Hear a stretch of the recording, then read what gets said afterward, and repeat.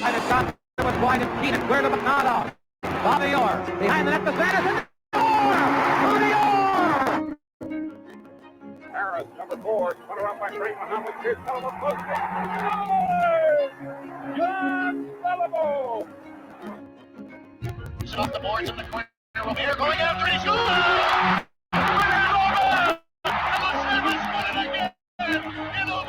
Flips it high. Solani goes up. Timo Solani breaks it. He scores! He hit Hunter. He did alone. A shot and a goal. Gretzky looking. Gary Curry. McSorley. To Gretzky. He did it! There, finish up. Osgood with his arms up his head coming up. Clinton Trump Bradley. Have won the Stanley Cup for the second year in a row. And after 22 years, miraculous save on Platts. Do you believe? No, brother, you are not worthy. Alexander Ovechkin curling drag. The backhand, he scores! Simply sensational! There's Drury after him. Drury spun it out in front. Shot, walking one rebound.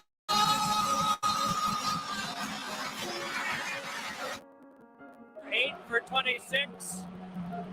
The game on its stick right here. Score! Penguins win!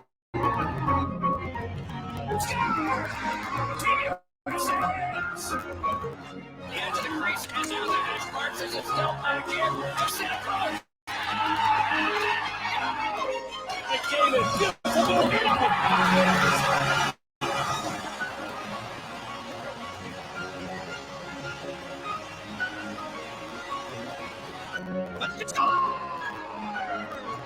The Great 8 Express pulls into third place all time. Back to the zone, chased by the crowd. The dynasty will be denied, and a new legacy begins. They reach the summit, and the Ambulance are 2022 Stanley Cup champions.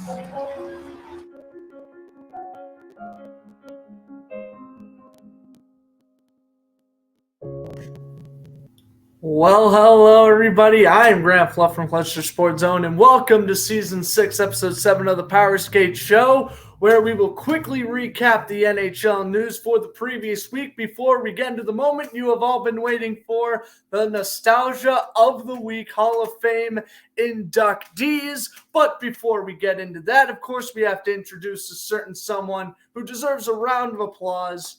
Alex Stossel, doing a great job with that intro for Season 6. Get goosebumps every time watching it. Yeah, it's quite similar to like the MLB The Show 17. Ken Griffey on the cover. Wow. Right. How's it going, guys? Season 6, Episode 7 of the Powerskate Show. Nostalgia of the Week Hall of Fame edition. As you guys can tell, we're understanding the assignment of the jerseys. I'm wearing the Matisse Kivlenieks jersey, class of 2022 Hall of Fame inductee, and Grant is wearing, which we all know. Mm-hmm. If you've seen the show, you already know.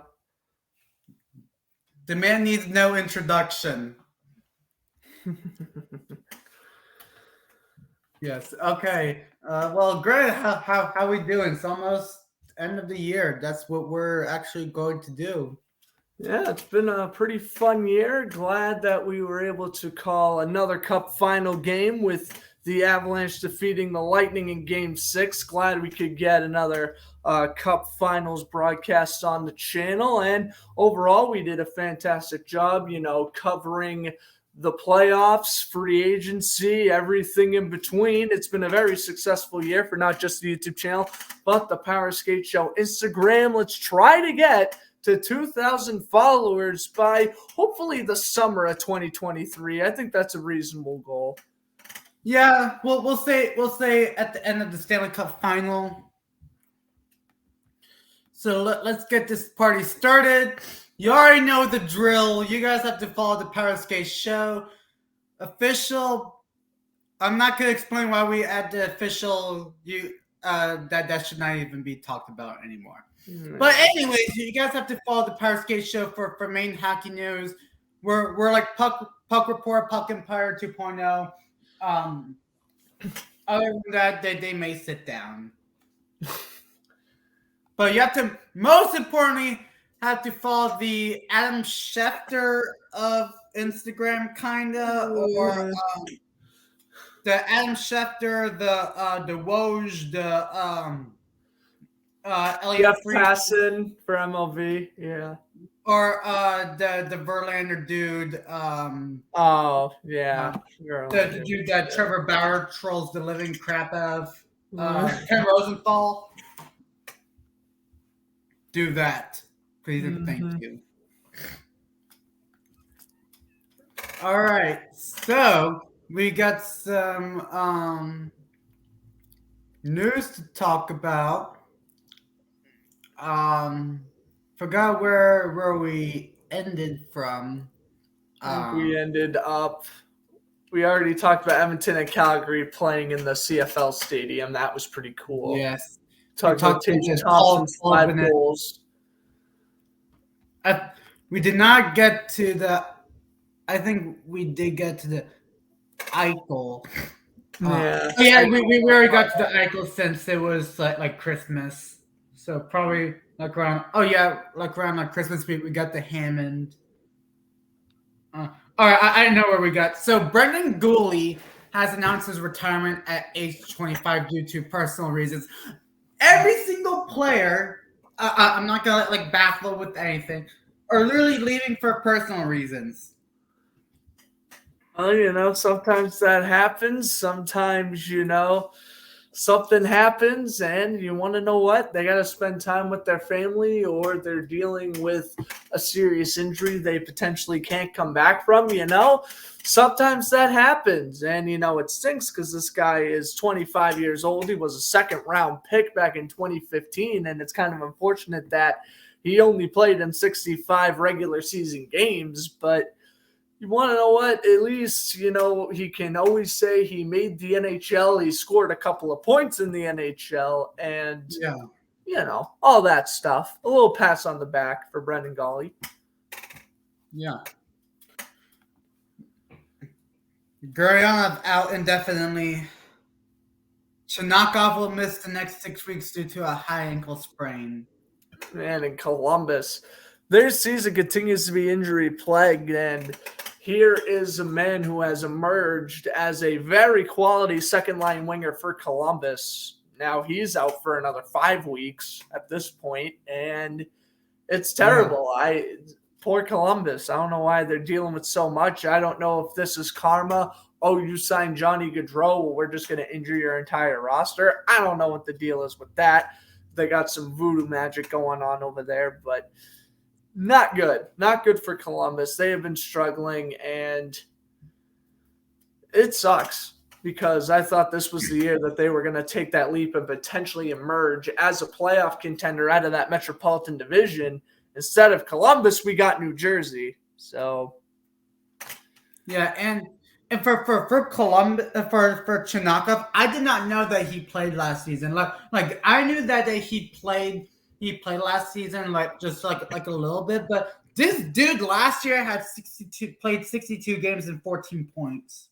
Yeah, and a very quiet 14 points. Again, he was primarily on the bottom 6 last year. He was able to get that second line job this year, and he was performing at a decent rate before this injury. So we'll see what happens. Yeah. Like this year, he played 30. He played 30 games for 13 points, 4 goals, 9 assists.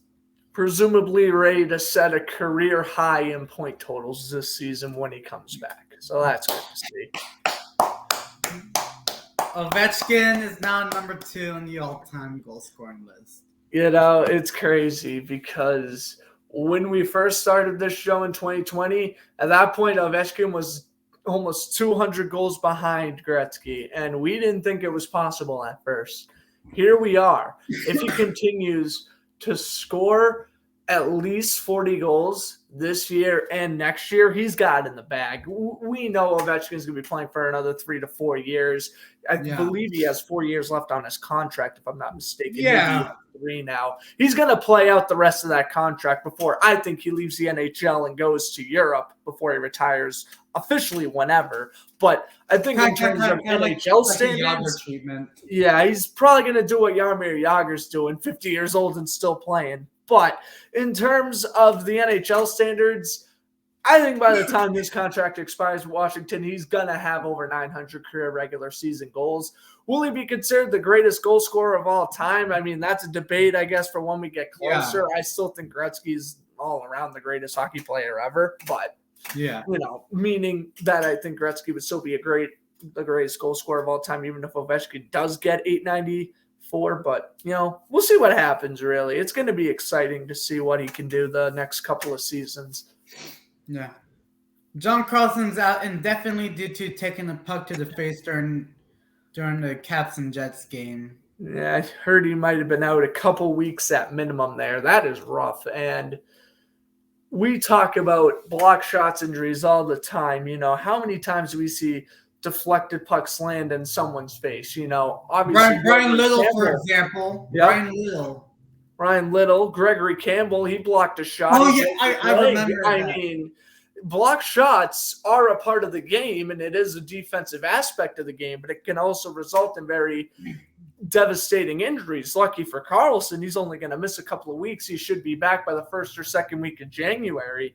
But, yeah, again, just avoided a really scary sight and avoided a long-term injury, and that's what you love to see out of scary situations like this. And also Patrick Eaves, when Yossi, it was his first NHL game, took a huge slap shot on Patrick Eaves. Oof.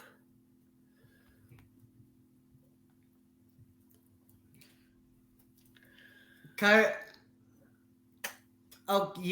can't pronounce his last name. Well, I think it's Marcelo.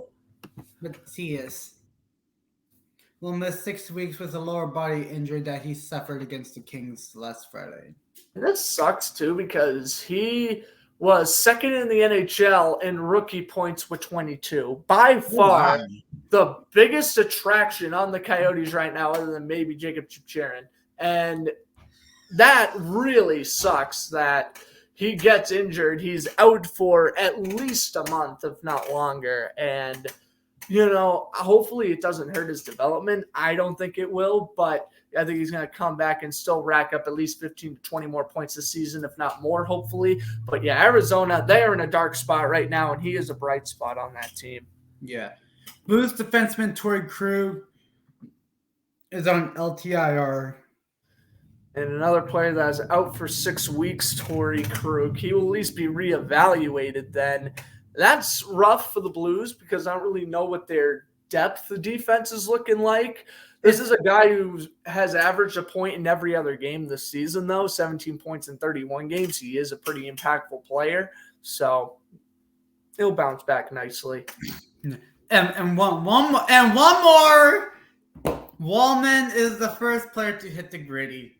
The first NHL player to hit the gritty, and doing so after a 4-0 comeback win over the Pittsburgh Penguins, a team that, in my eyes, is significantly better than the Red Wings. So you want to know what? Props to Lucas Wallman on scoring his second goal of the season and doing the little Jefferson.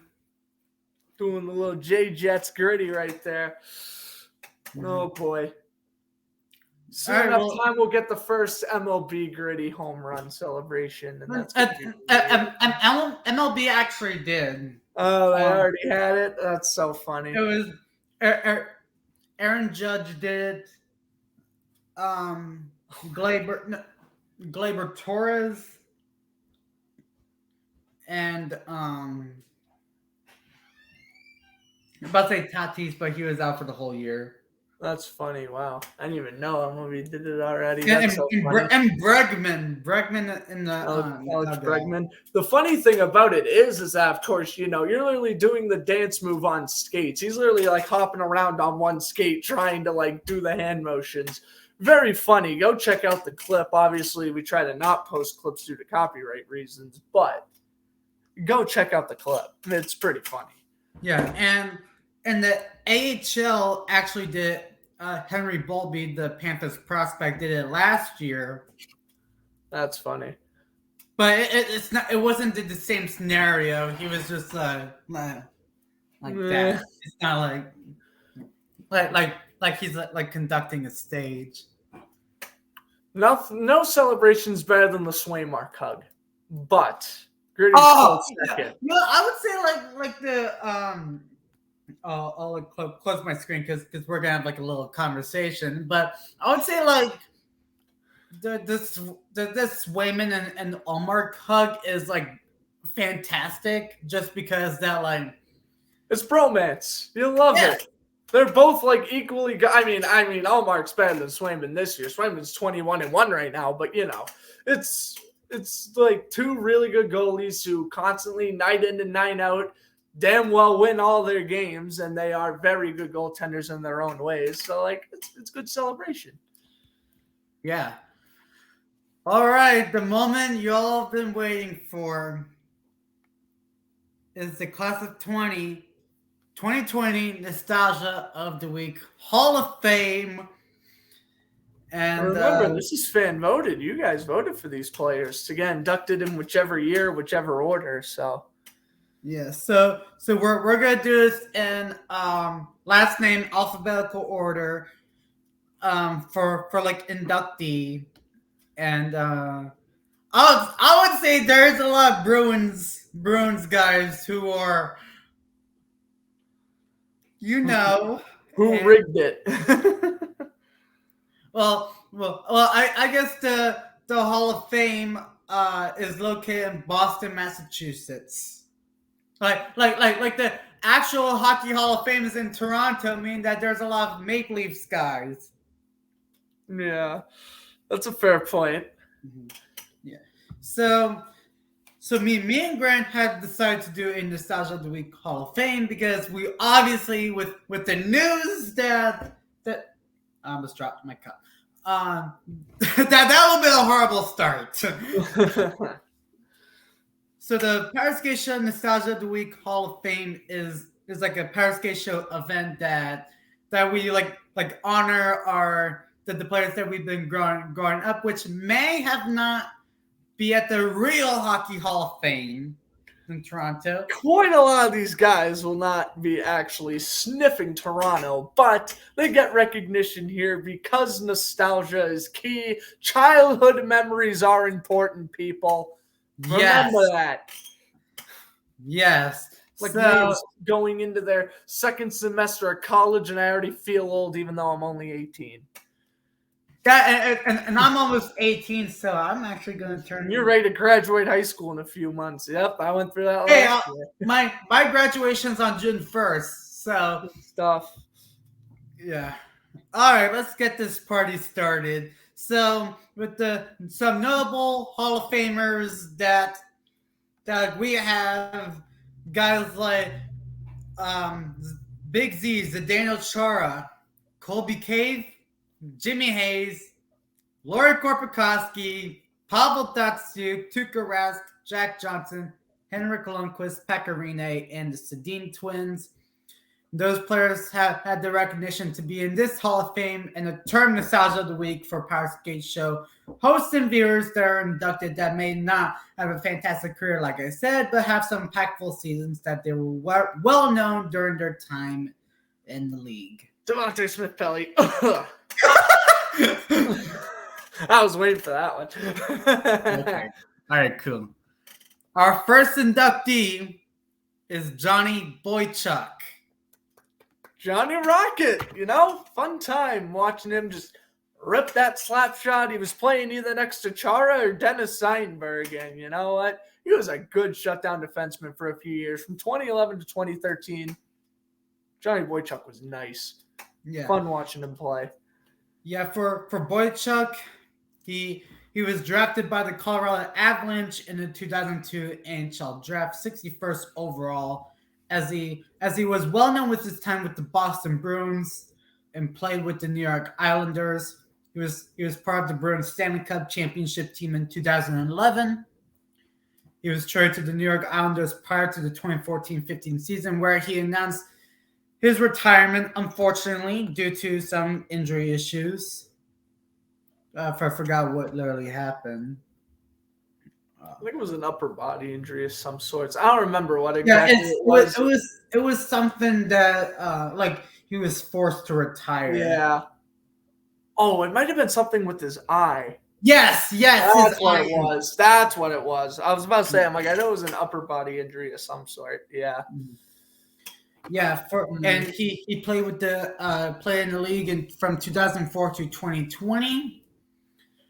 And for Boychuk in his youth, he played for the Calgary Hitmen in the Western Hockey League, and he made his professional debut with the Hershey Bears in 2004-05. And notice this, that Hershey was with the Avalanche before Washington. Just to clarify on that's on weird. that. I actually never knew that. I thought the Hershey Bears have been the Capitals affiliate since like the 80s. So weird how that works. Yeah, on June 24th, 2008, Boychuk was traded to your Boston Bruins in exchange for Matt Hendricks. That's a steal, man. Matt Hendricks is terrible. That's a steal, baby. You forgot about that?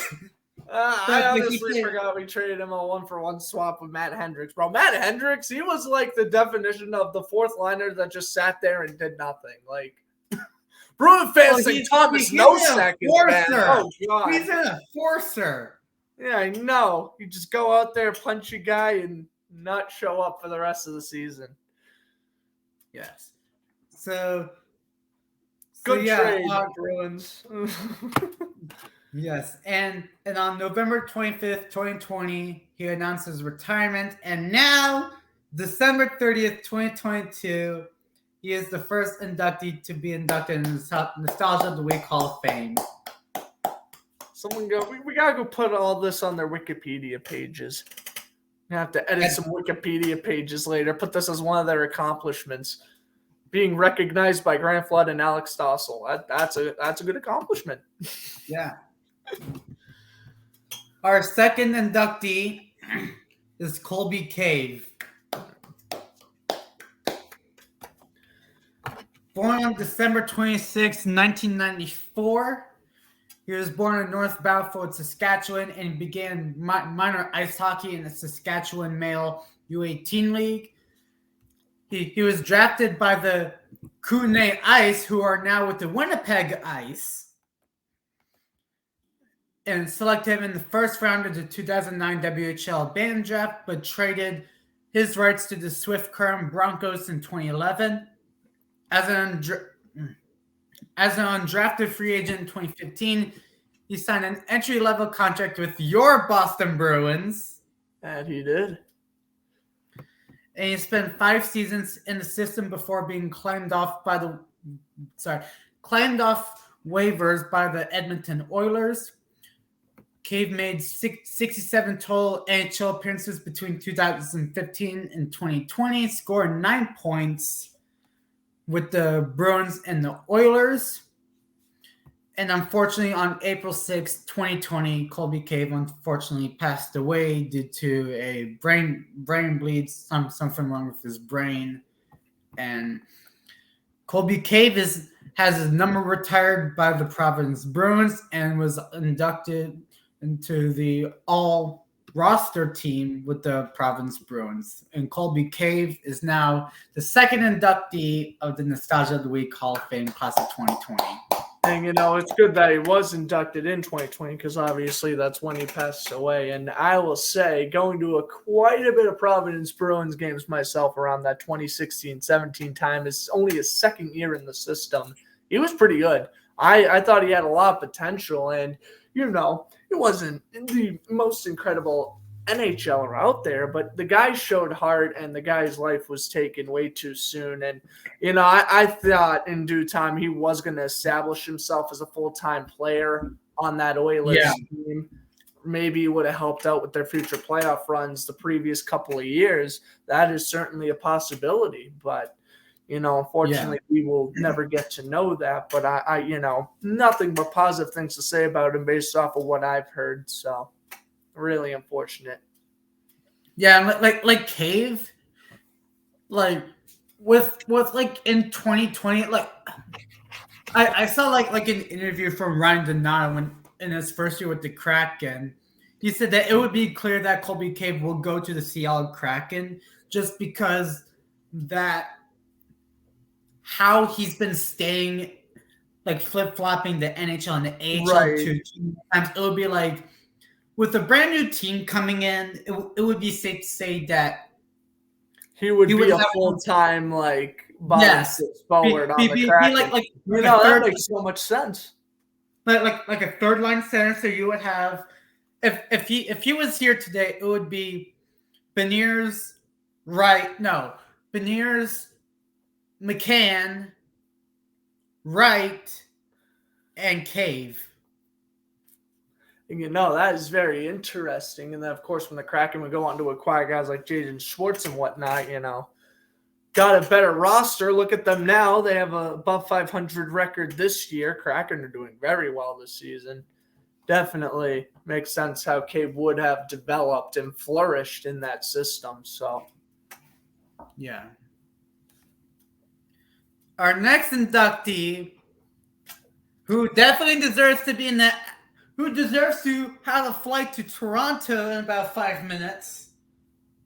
yes, when he's eligible. But yes, Big Z, round of applause. Zdeno Chara, he played an amazing 24 years in the NHL. Played for the Islanders two times with the Islanders. I don't want one thing. You were mad about it. I understand. You should have retired as a Bruin, but whatever. He played for the Senators, had a Hall of Fame career with the Bruins, and the year that I will never forget, Bruins fans were mad. He played for the Capitals. He played. That was fun. That was fun to see. He played with the Capitals, and it was going good until Craig Smith scored a wraparound. Killed their season. Don't bring that up because Craig Smith is not living it up. And now he's in Providence. How time flies. Yeah, he played in NHL between 1997 to 2022.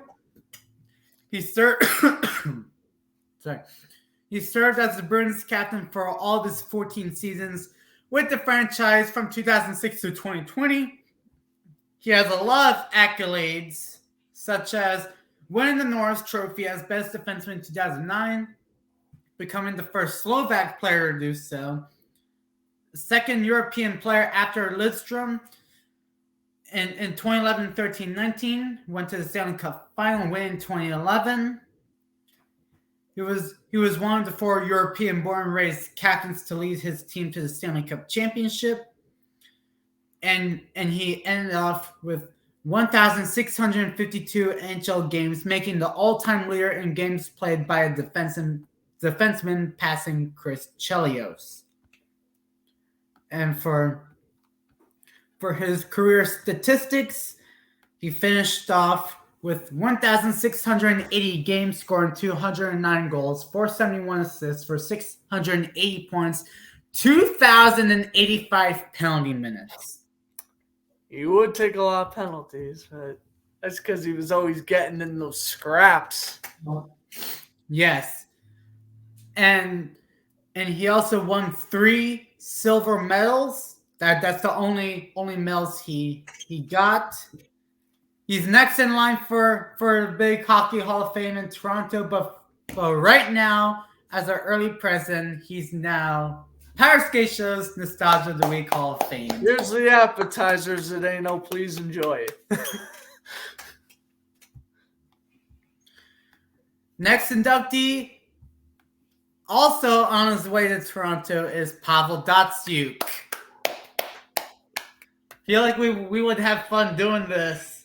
We would. The Magic Man. Yes.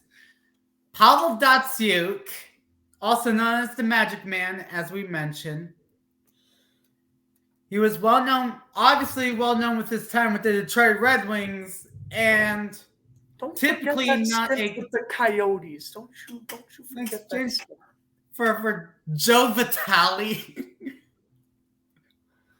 Most pointless trade ever, next to Mark Savard going to the Panthers.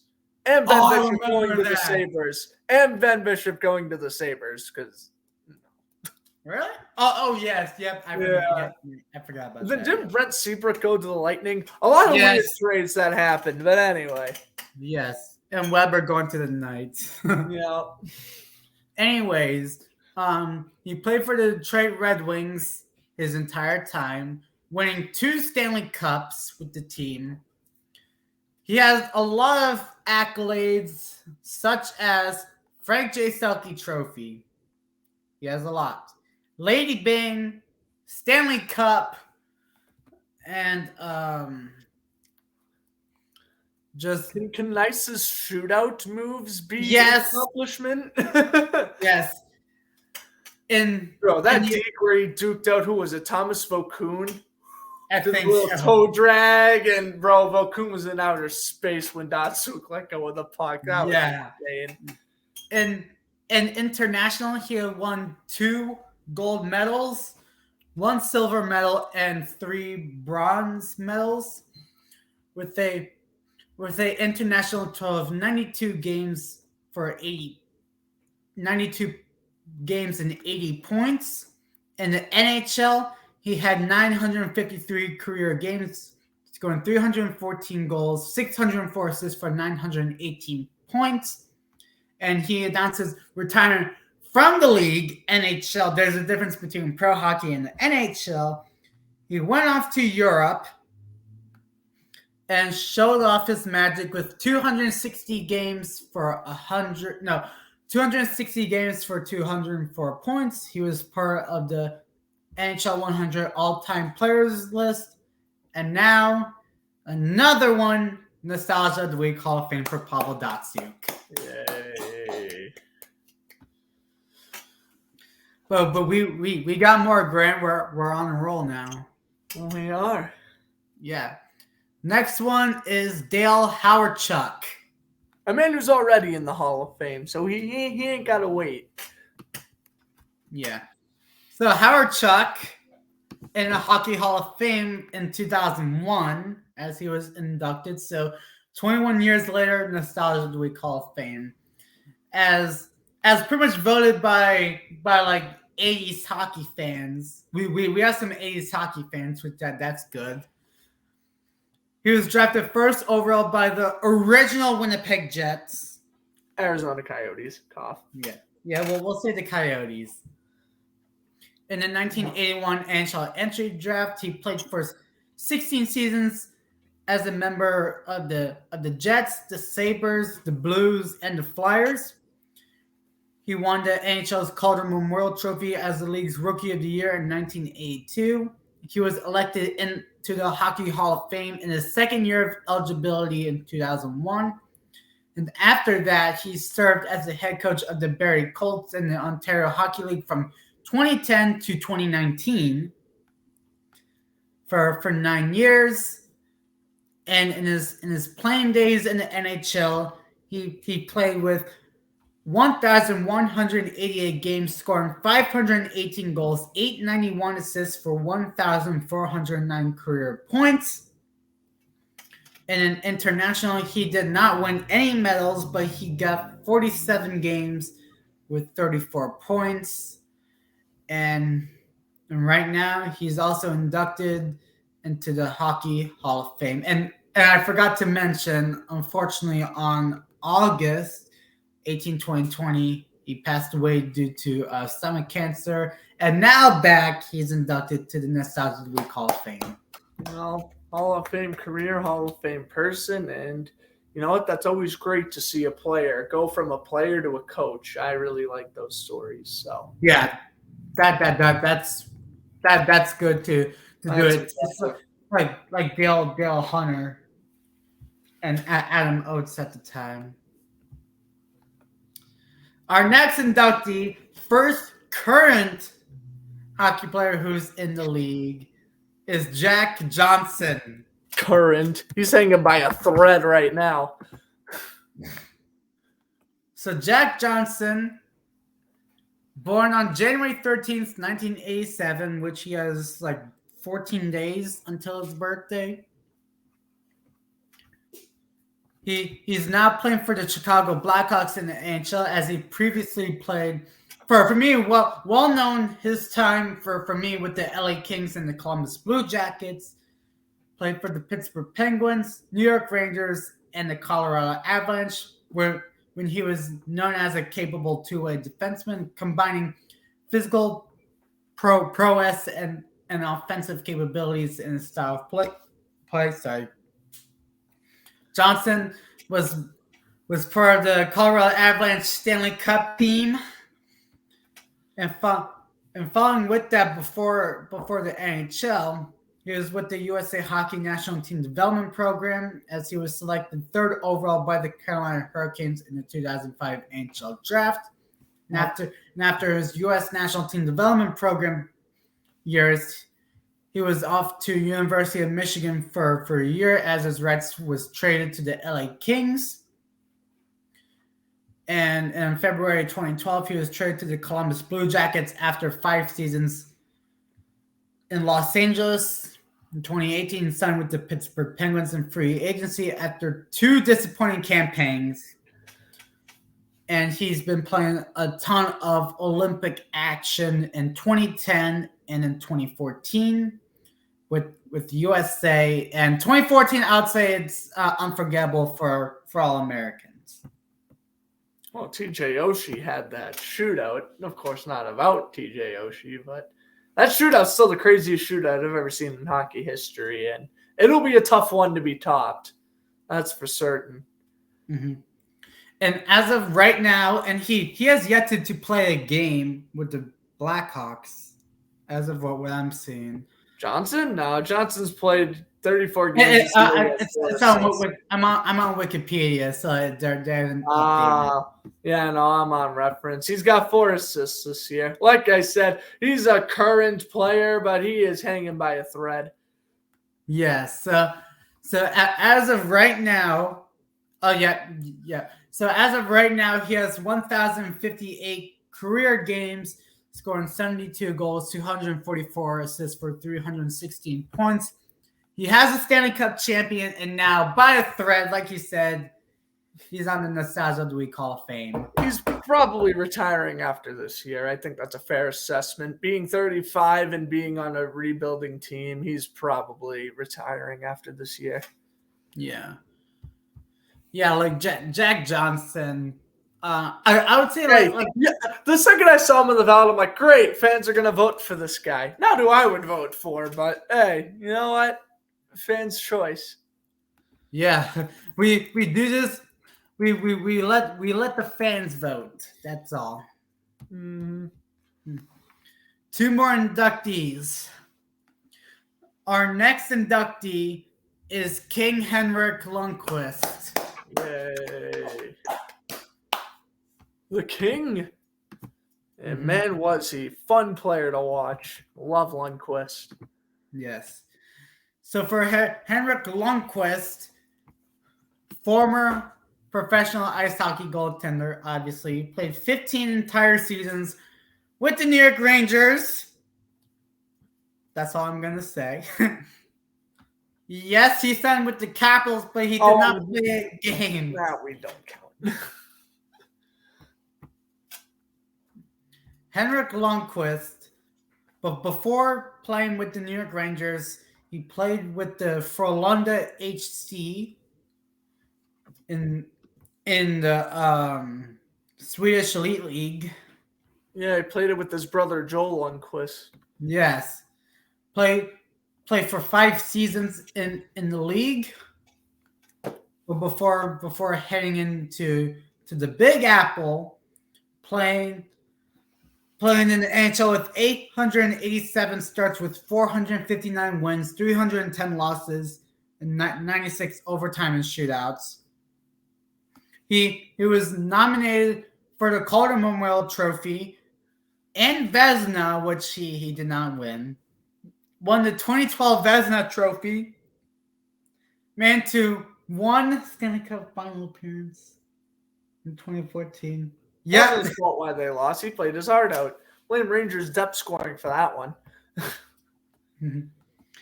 and he has his number retired up in the rafters at Madison Square Garden. Game wasn't nationally televised. I hate you, NHL Network and NHL on TNT.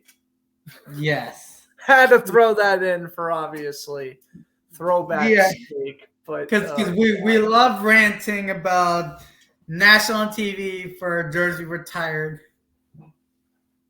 But still, good career overall. And again, just like Chara and Datsuk, he's eventually getting into Toronto, so that's all right.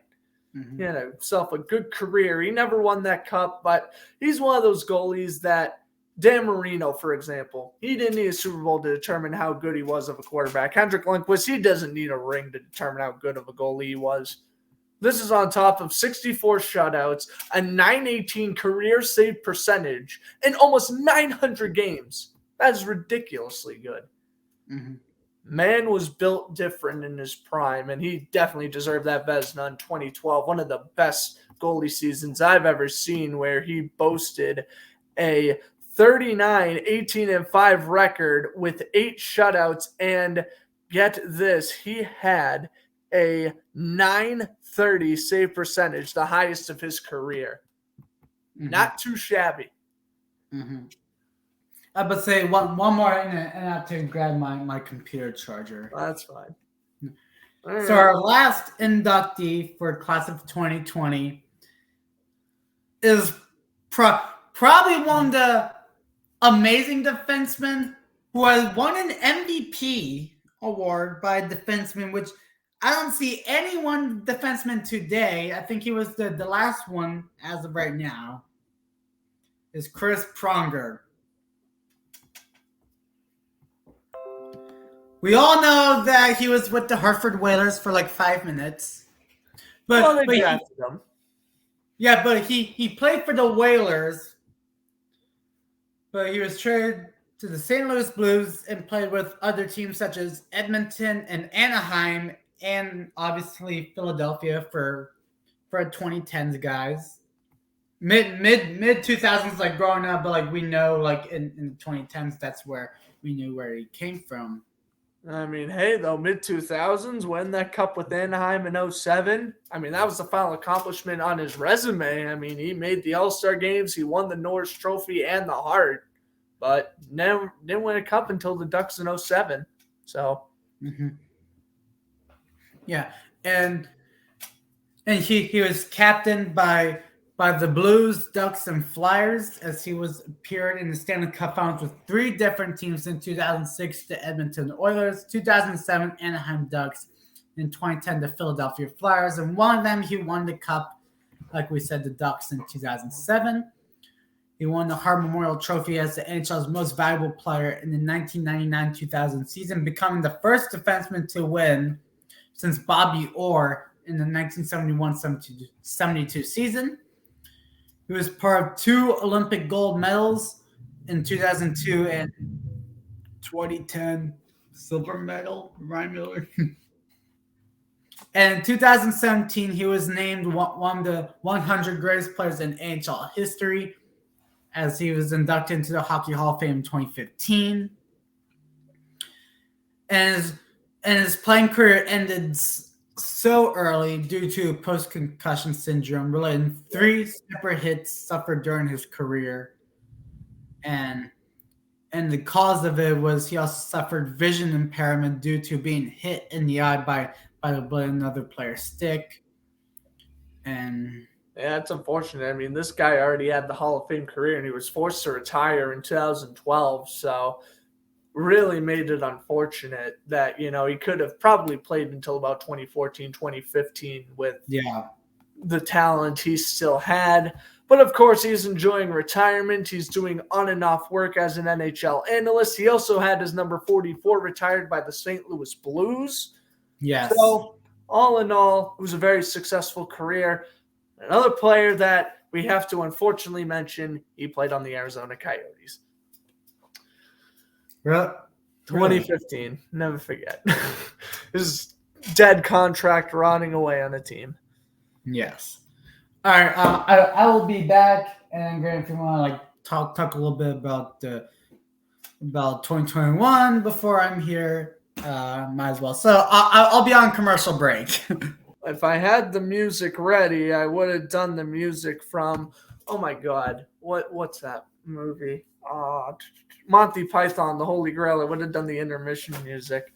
Didn't have that prepared. But anyway, we are going on to the 2021 Hall of Fame class, where we have a lot of players I really like and a couple players I'm not too fond of personally. But I'd say for the most part, it's a pretty successful Hall of Fame induction. I think you guys voted for proper players here. We already have another Hockey Hall of Famer getting inducted in the 2021 class, along with a couple of really good goalies, a couple of very good wingers, actually 2 Hall of Famers getting inducted, and of course 2022, which will happen after. We again have a couple of goaltenders, actually 3 goalies getting inducted in the 2022 class. One of Alex's favorite players, one of my favorite players, a defenseman who is now turned as an NHL analyst, and a player that is still dominating in his European league at 50 years old. I'm back. That is. So stay tuned here for the 2021-2022 Hall of Fame inductees. Try to bang this out. All right, cool. All right, so I'm back after running up two levels of stairs and back. So I think that was a good gym. Good workout, All right, so for the 2021 Nostalgia of the Week Hall of Fame, we're pretty much on a roll right now. We got the Sedin twins. I'm not clapping. I'm kidding. I'll clap because they had successful careers. This is the what I was saying though. These are the 2 players where I think you guys got the voting wrong. Not a fan of the Sedin twins. Boston bias, ladies and gents. Mm-hmm. So both of them were inducted recently, like a few weeks ago, for 2021-2022. That they both played with the Canucks in 2000 to 2018. In 2000, in the 2000 NHL draft. Oh, 1999, sorry. They were the 3rd and 2nd overall picks in the 1999 NHL draft by a weird trade that the Canucks were typically pulling off, trying to get the Sedin twins so that they won't play against with each other. Which that's kind of funny. And if we look on the Henrik Sedin side, he was named captain from 2010 to 2018. He played with the Canucks for, like we said, the entirety of their careers. For Henrik, he played 1,330 games, scoring 240 goals, 830 assists for 1,070 points. In international, he had 3 gold medals, 2 bronze, and 1 silver, with 53 games, 12 goals, 18 assists for 30 points during the World Championships, and for the World Juniors, not to mention 32 games, 15 goals, 27 assists for 42 points. And he made 3 All-Star appearances from 2008, 2011, and 2012. And for Daniel Sedin, as he won a lot of awards, such as Art Ross Trophy in 2011, Ted Lindsay Award in 2011, King Clancy in 2018, and he made 3 All-Star appearances in 2011, 2012, and 2016. He also won 3 gold medals, 2 bronze and 2 silvers. He played in 1,306 games, scoring 393 goals, 648 assists for 1,041 points, all with the Vancouver Canucks, and both the Sedin twins. Recently inducted to the actual Hockey Hall of Fame, but they have their spot in the Nostalgia of the Week Hall of Fame class of 2021. Congrats to both.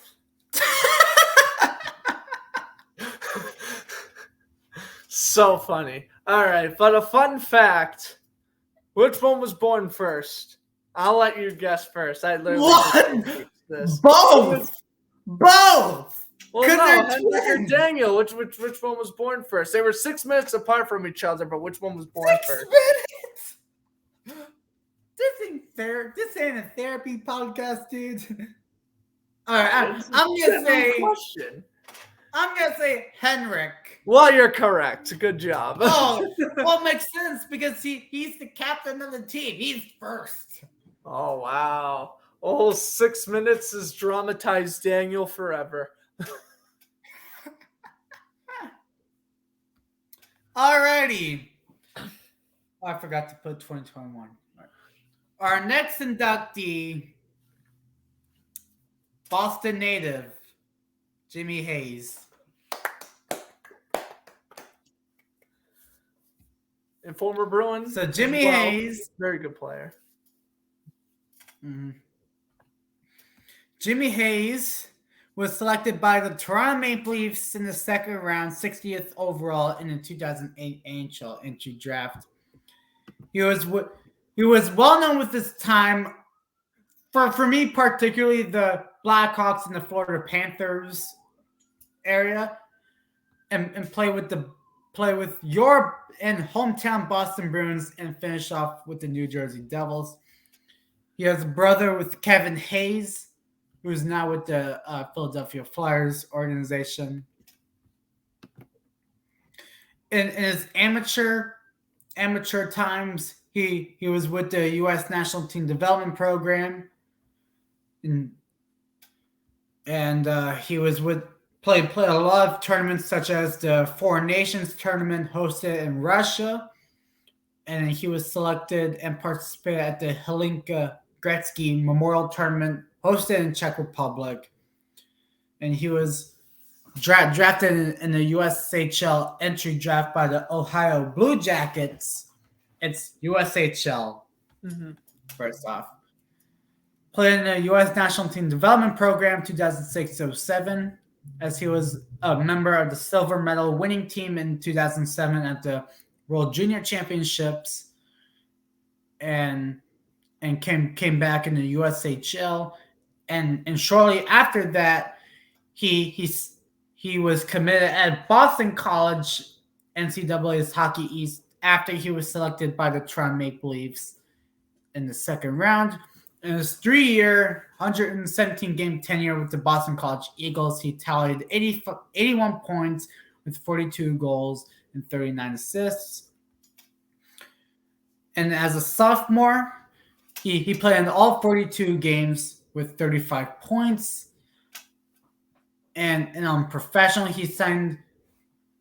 He was traded. I'm sorry. He was traded to the Chicago Blackhawks in exchange a second-round pick in the 2010 NHL entry draft. He made his NHL debut 11 years ago today.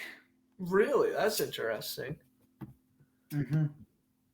And he scored his first NHL goal only 3 days after his debut in his second career NHL game against the Edmonton Oilers. And in 2013, he was part of the Stanley Cup Championship team. And on November 14th, 2013, Jimmy Hayes was traded along with the dude who I haven't heard in quite a while, Dylan Olsen. I completely forgot about that dude. Hey, Future nostalgia Hall of Fame ideas. Roll with it.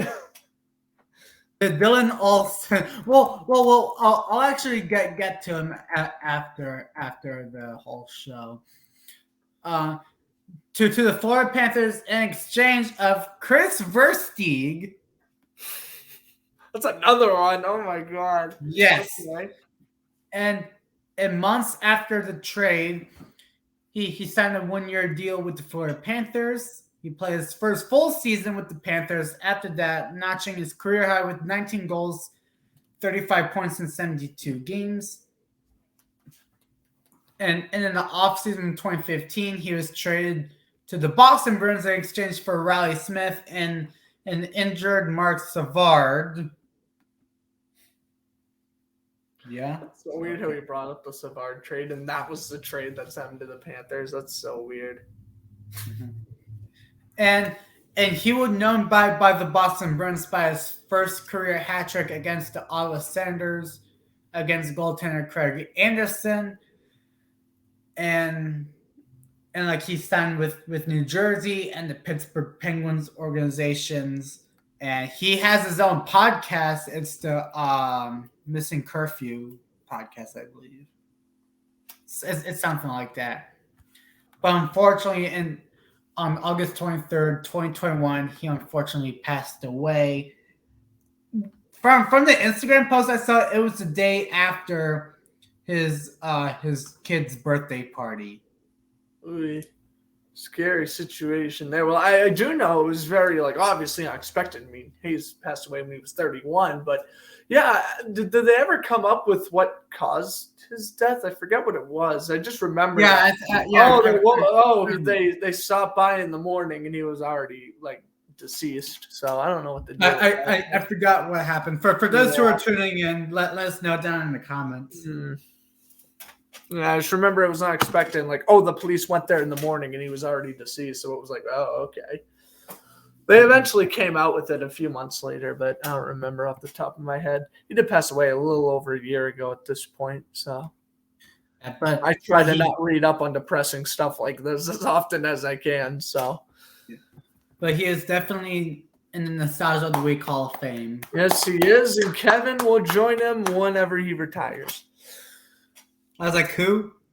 Kevin. He'll join him. Join his brother. Oh, yes. Nostalgia Hall of Fame. Okay. Whenever he retires or goes to Europe, but eventually. I gotta say, though, for both the Hayeses, both grew up in Dorchester. I live about 20 minutes away from Dorchester. Pretty cool. That's good. All right, next inductee, old school Mike Bossy. Yep. Another one that, unfortunately, passed away recently, but we talk about another man who was in the Hall of Fame and a man who has a plethora of Stanley Cups to his resume. Yeah, he was. I'll say what we have to say is that he was part of the Islanders' '80s dynasty. Yep. And for Mike Bossy, he was inducted to the Hockey Hall of Fame in 1991. Scoring a ton of 50 goals in under 50 games. And along with that, he played 752 career games. He retired shortly with injury issues.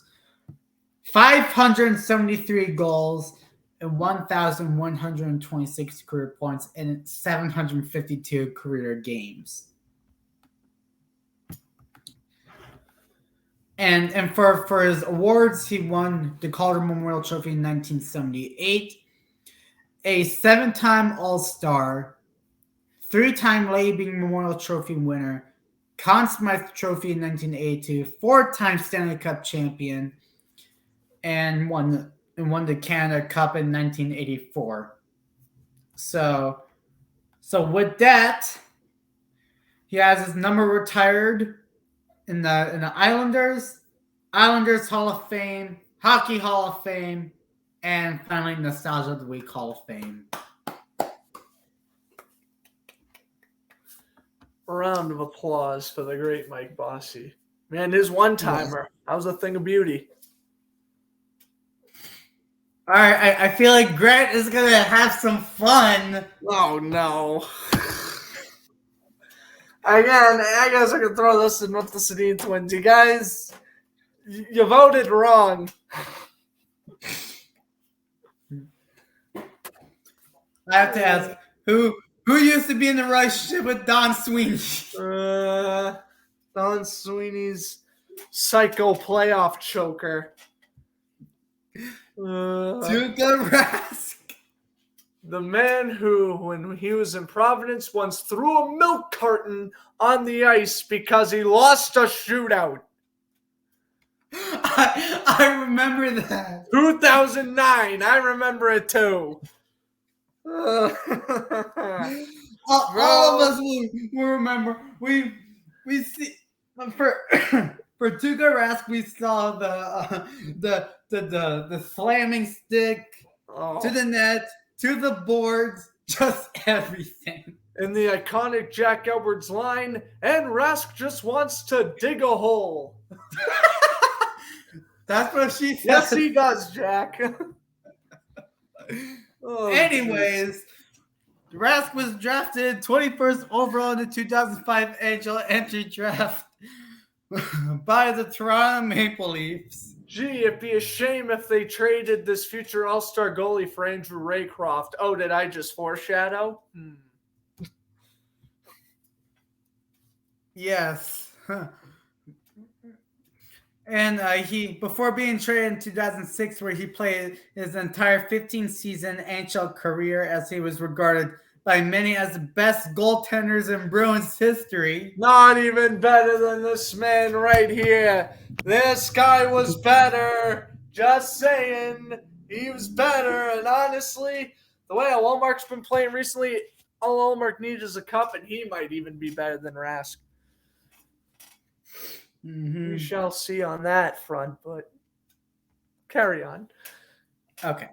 Anyways, he played with the Boston Bruins from 2004. Yeah, played with the Bruins. Okay, played with the Bruins from 2008. That's what it was. Asterisk 2021, but Grant's gonna put an asterisk for 2022 for many reasons. I went to his last ever game. Man, I went to his last ever game where the Ducks won. So sad. Yes. He was a third string goaltender when the Bruins won the cup. I think it was backup, but they let Tim Thomas run along. Yeah, he was the backup. Timmy T was just Timmy T. Yes.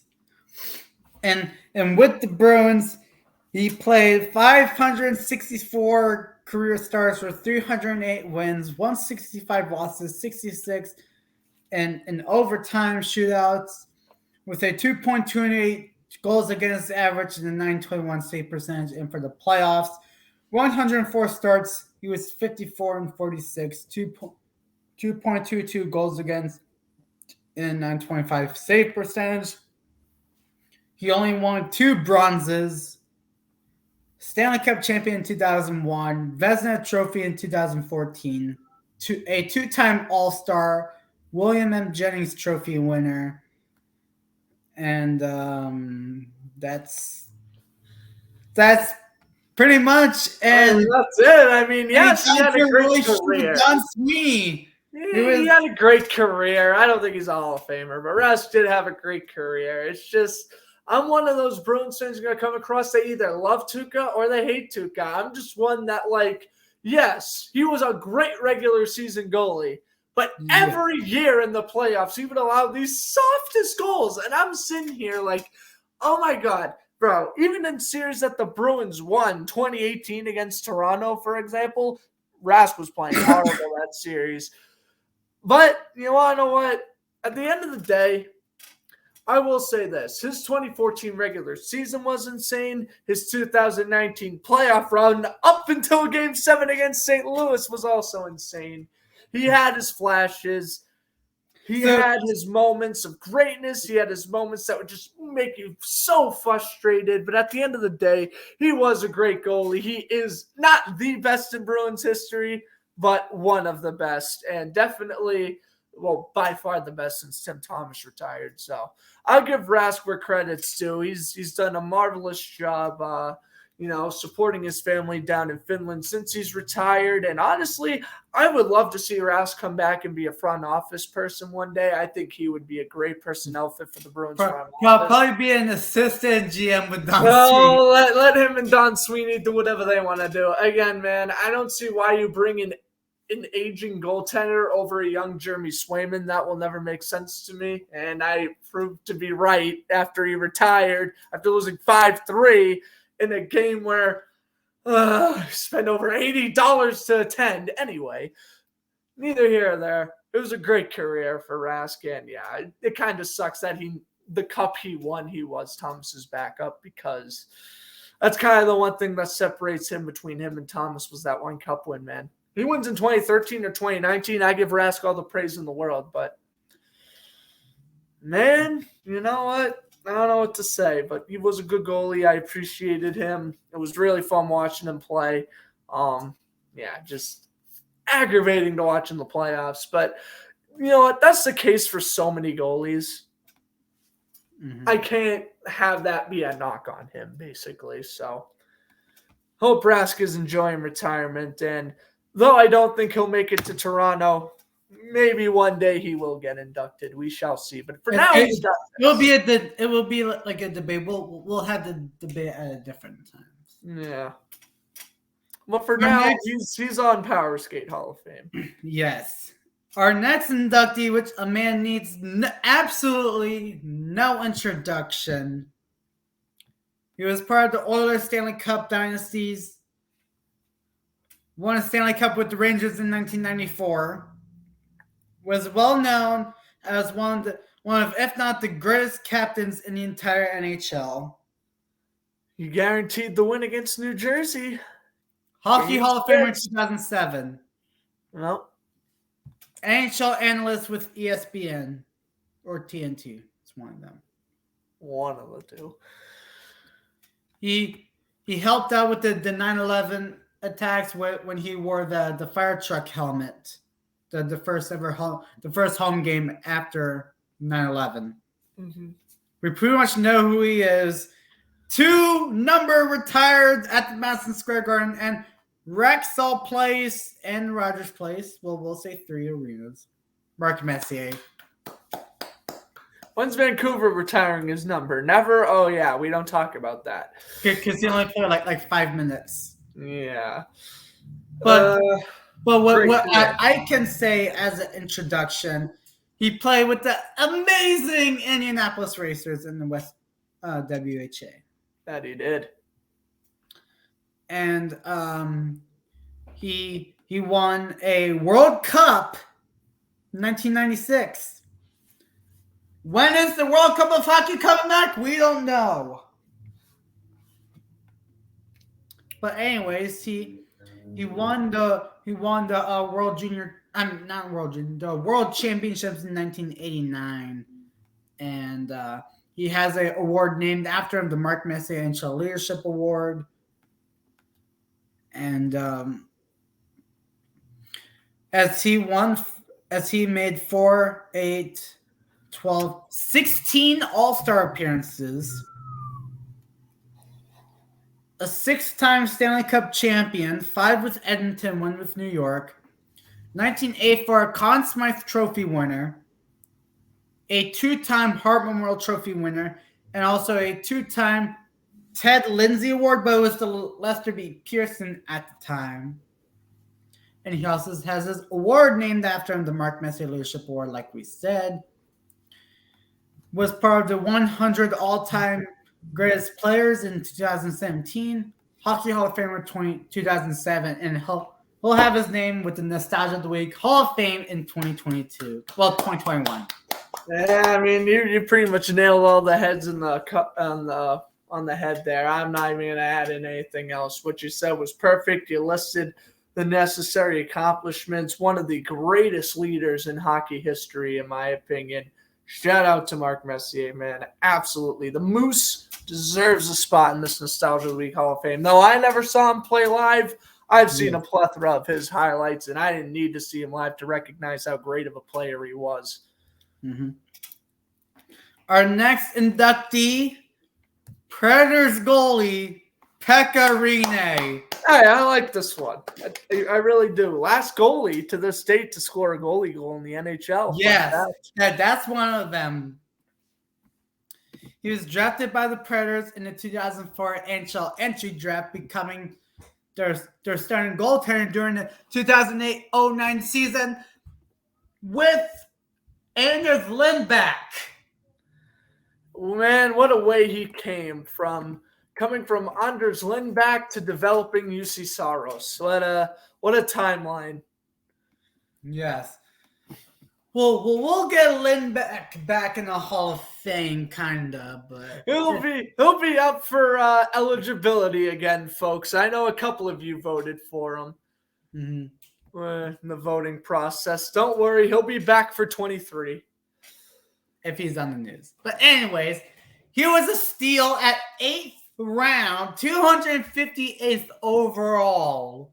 Kind of like how Lundqvist was drafted in the 7th round. He basically got the Henrik Lundqvist treatment. In his career statistics, 683 starts, or games rather, 369 wins, 213 losses, 75 overtime and shootouts. Was well known with the 2017 Stanley Cup run with the Predators. Which I'll say that was an effort. It was great. It was a great season. They did not win the Stanley Cup. It was an effort. No. Honestly, man, Nashville, they were so close to winning that series. And, man, I'll give Nashville all the credit in the world. That's still the best season they've ever had in their franchise history. Nothing to be ashamed of there. Yeah. And he has won many awards, such as being a 4-time All-Star. Well, one of them was probably one of my favorite All-Star games to watch, 2016, where Pekka Rinne was repping the guitar as a stick. Oh yeah.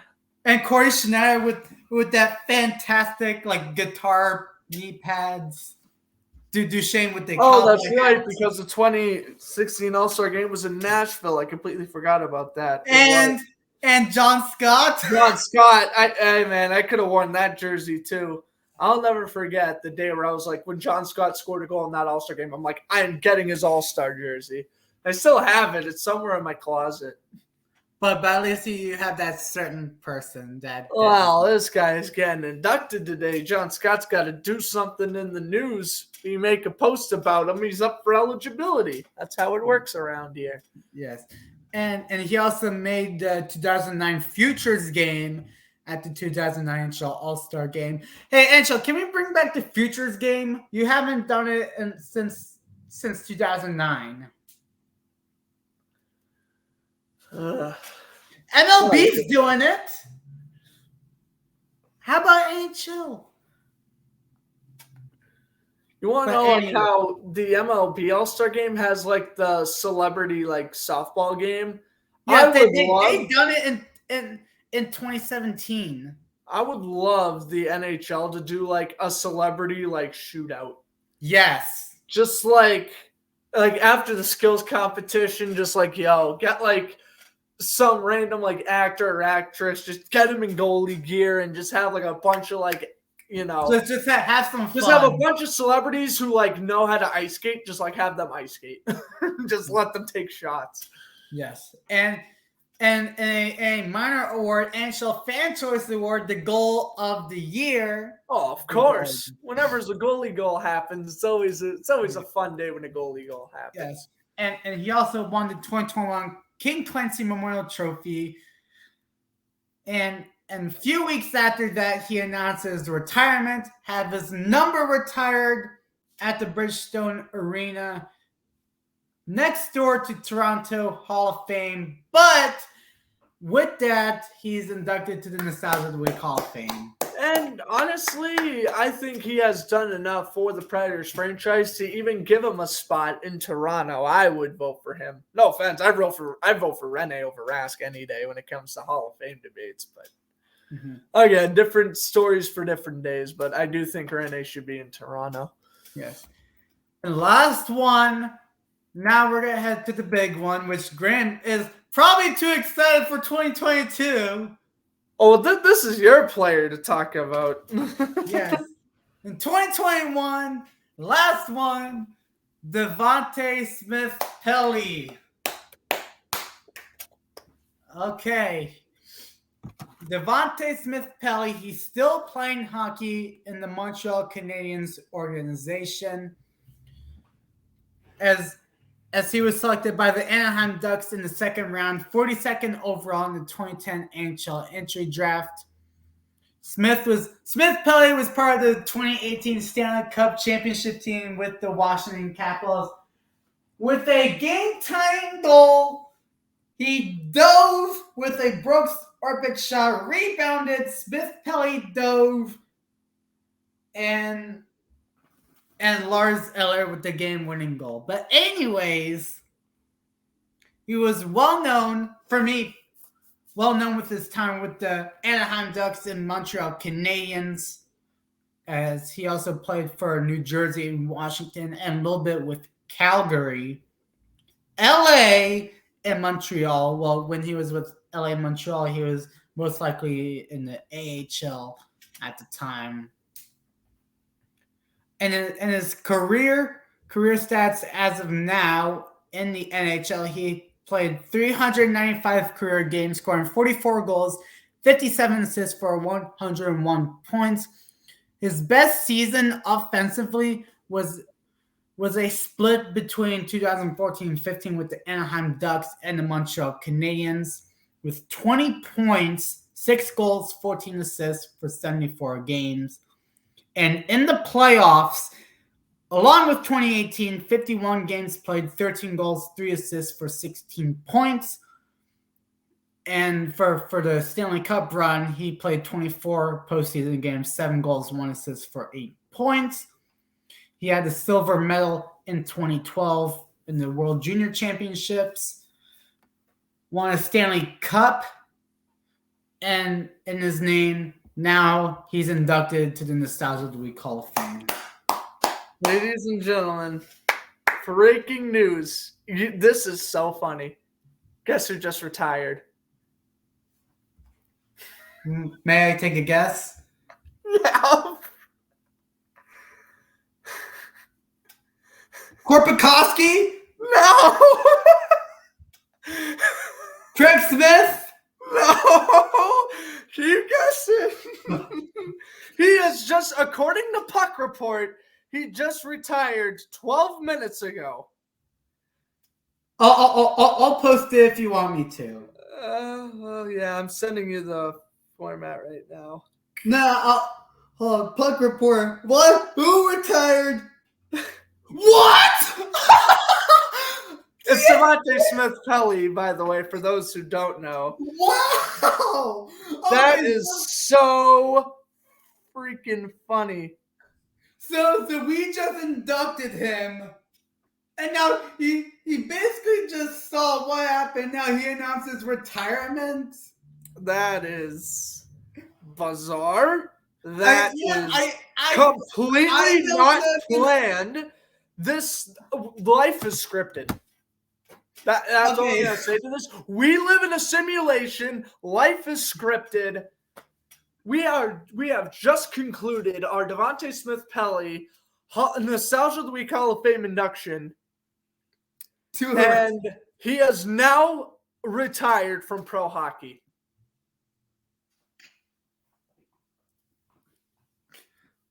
Life is scripted. Life is scripted. That's all I got to say. Wow. Okay. So he's now a former you have to refresh Wikipedia.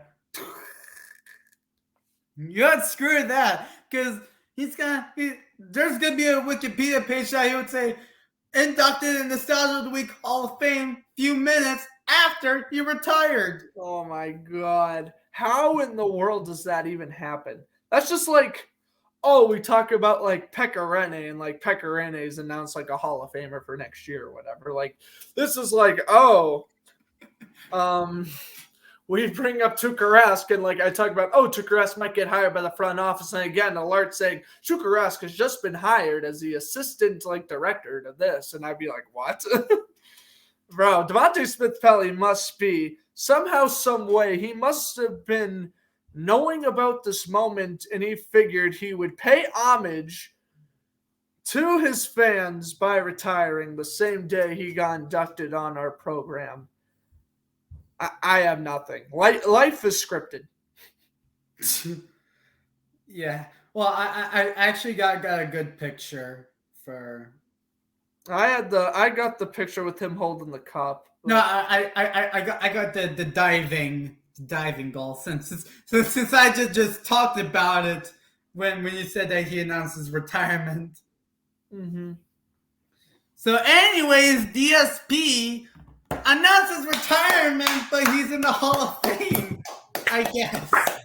The quickest Hall of Fame induction ever. The man literally had to wait 6 minutes for in real time when Puck Report made that post to when we got to DSP. He was retired for 6 minutes.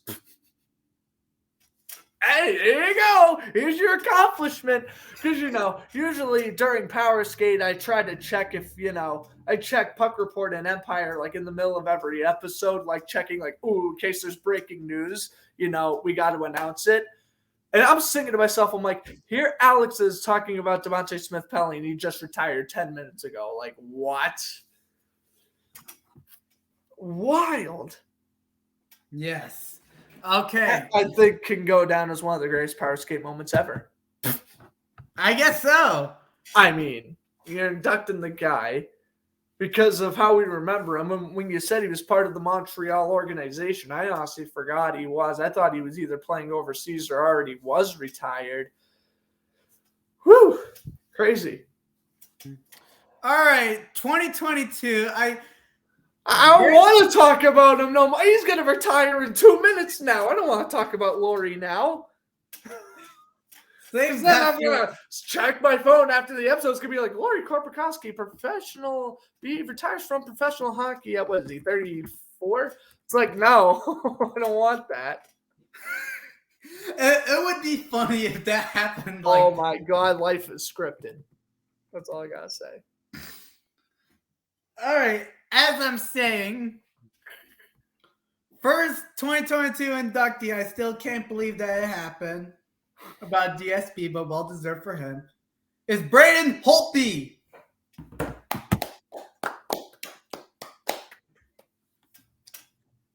When he retires, the save picture has to be up there. Oh, without question. Yes. That save to win Game 2 for the Capitals is the greatest save in that franchise's history, but that was also probably a top 5 save from the last decade. Like 2010s, I would probably consider that Brandon Hope save a top 5 save of the entire decade. The moment the 3-2 game, oh my God, gets a stick in the way, makes an incredible save. I mean, that is just simply phenomenal. And I will say, man, when Washington did win the Cup in 2018, Braden Holtby was a player I was ecstatic for. A goalie who definitely deserved to win a championship after, going to the playoffs a few times. He constantly fell short. Finally made it to the Cup finals, won it. Capitals' first ever Stanley Cup. Incredible moment in hockey history. Good for Holtby. And he definitely, whether he plays again or not, he deserves a spot in this Nostalgia of the Week Hall of Fame. Yes. So he's still a UFA, but he's most likely about to retire soon. Oh, yeah. I don't see Puck Report showing. For me, Brandon Holtby's retiring in the next 5 minutes, so. Okay, cool. So, in his playing career, he was drafted in the 4th round, 93rd overall in the 2008 NHL draft by the Capitals, who he spent first 10 seasons of his career with, after playing only 1 year with one team, the Canucks in 2021 and the Dallas Stars in 2022, where the Stars have weird goaltending situations with Kudobin, Bishop, Holtby, and Ottinger. Well, Ottinger's typically the only one. Ottinger's good. But anywho, he's won the Vezina Trophy in 2016, won the William M. Jennings in 2017, won the Stanley Cup in 2018, won the World Cup of Hockey in 2016, playing 513 career games, only one shy of 300 wins, 143 losses, 50 in overtime shootout.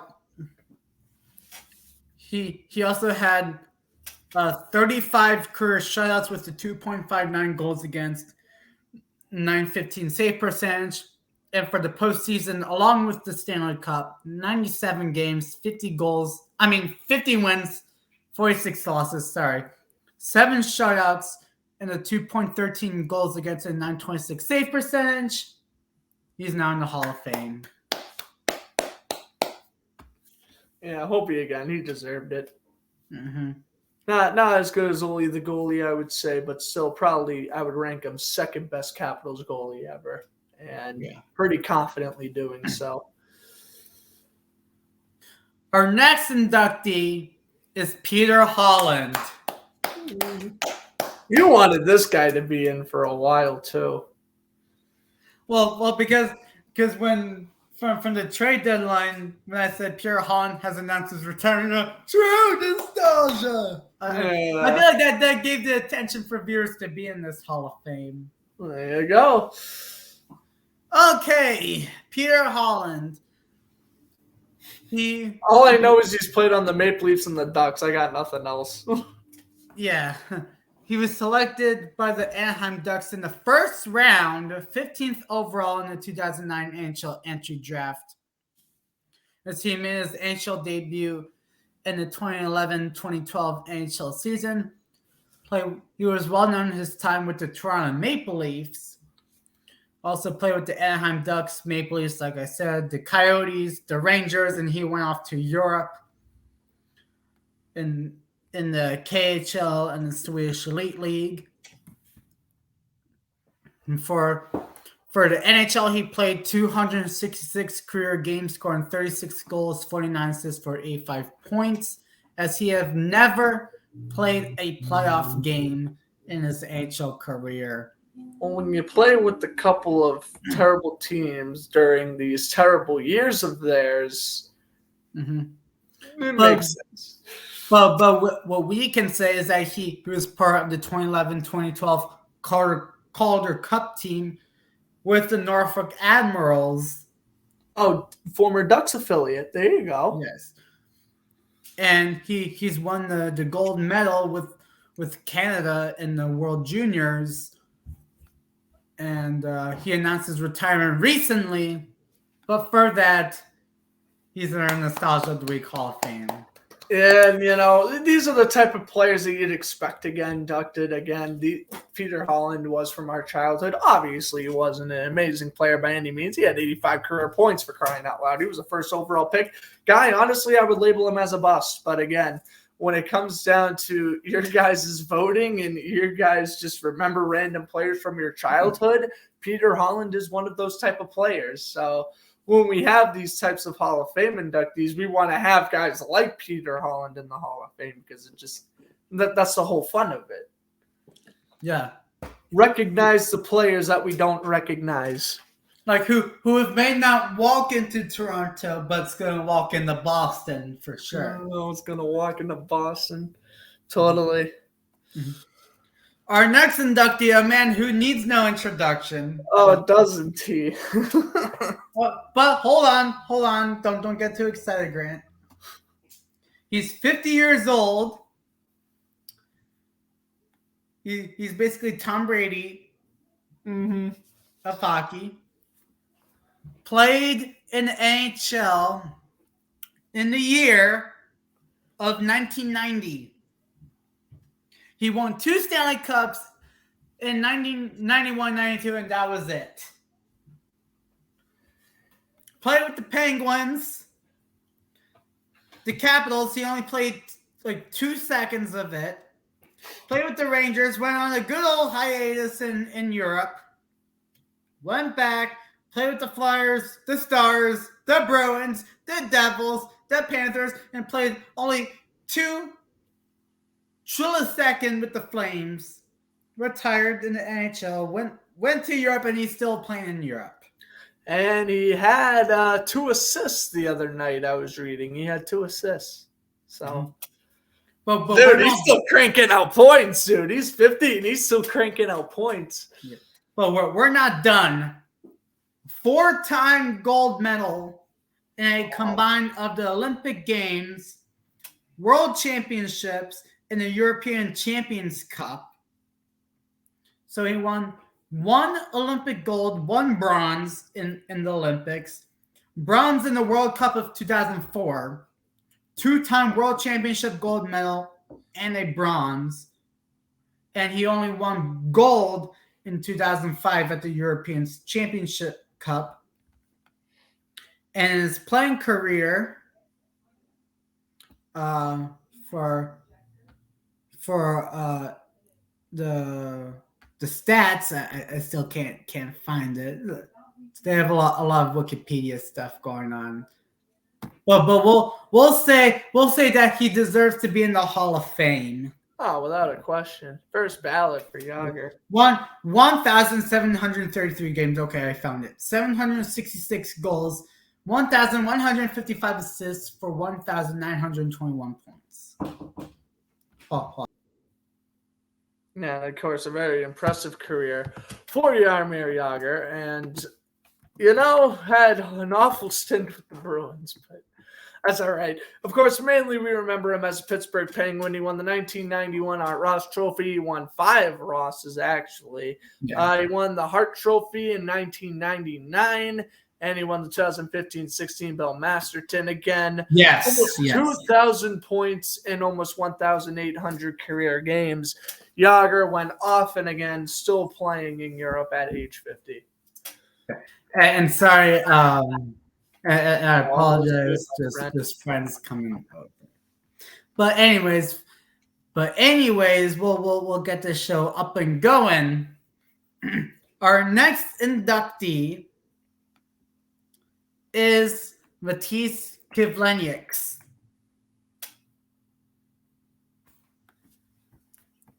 Doing a nice job paying homage with that jersey. Yeah, the only Nostalgia of the Week Hall of Famer that I have in my collection. But anyways, born on August 26, 1996, from Latvia, as he played with the Columbus Blue Jackets organization between 2012 and 2021.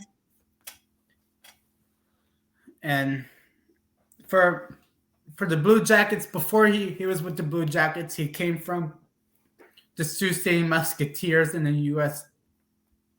U.S. Hockey League, playing 49 games, 36 wins. Wait for it. 36 wins, 7 losses, 2 in overtime and shootout for 49 starts, with a 1.85 goals against and a 932 save percentage before he walked into pros.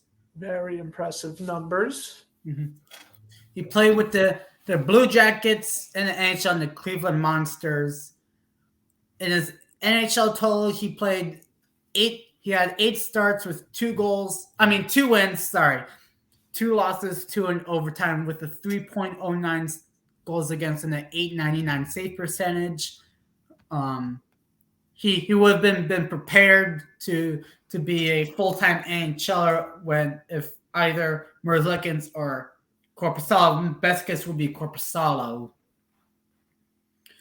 But for international, he is well known for upsetting Canada, which that was his only win in that World Championship. And and also his only career world championship win, as he had 4 starts, 1 win, 2 losses, 18 goals against, and a .922 save percentage.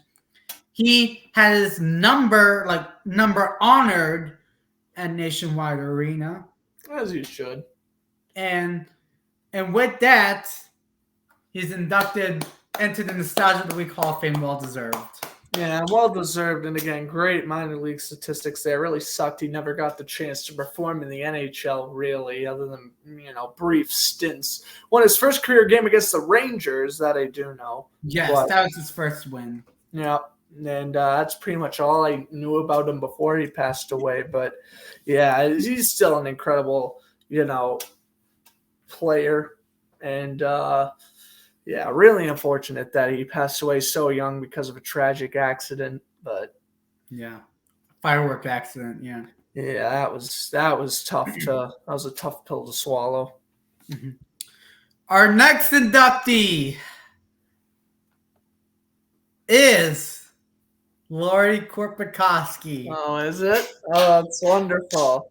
That is absolutely wonderful. Well, for those who don't know, Lori Korpikoski is my favorite non-Bruins player, besides Jonathan Quick. I can't diss my boy Jonathan Quick like that. Anyway, Lori Korpikoski ranks number 2 in between Jonathan Quick and Matt Duchene.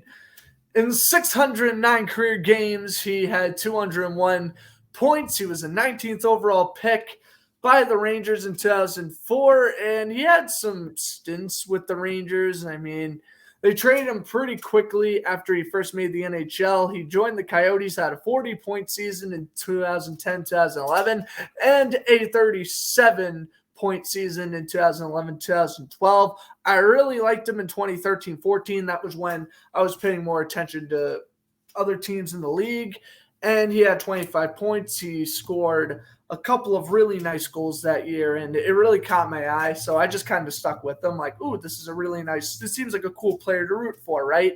He joins the Oilers in 2015-16, scores his first career hat trick against the New York Rangers. Oh, that was such a fun night. I just remember watching NHL on the fly that day, and that was fun seeing Lori Korpikoski score a hat trick. And what was it, a 7-5 win or something for the Oilers?